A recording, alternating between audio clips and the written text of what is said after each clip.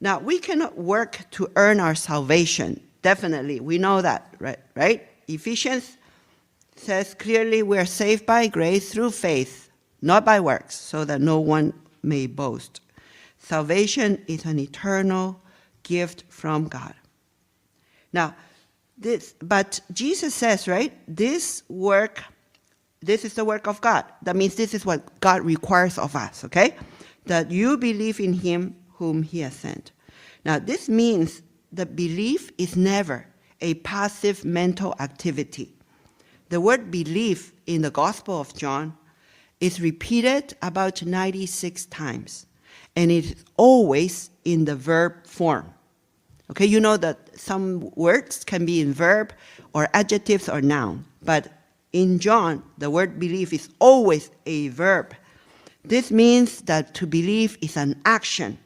It is an active zeal that requires a continuous effort to trust and to obey Jesus.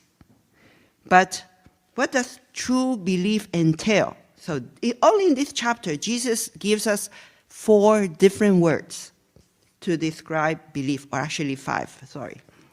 Next. So Jesus says, to come to Jesus is to believe. To come to Jesus emphasizes the believer's initial step and choice, personal responsibility to go and accept Jesus.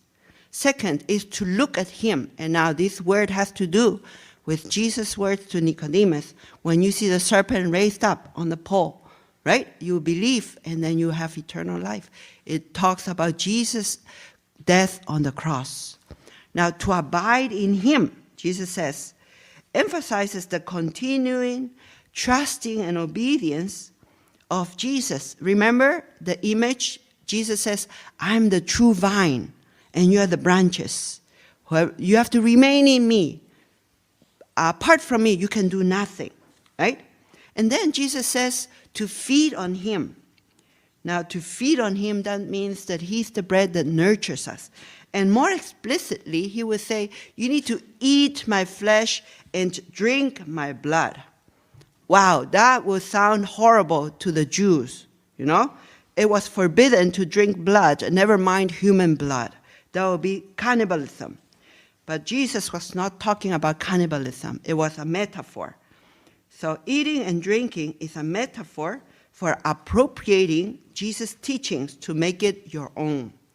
So it is to make Jesus integral part of your own being, okay? To make his word to become your food.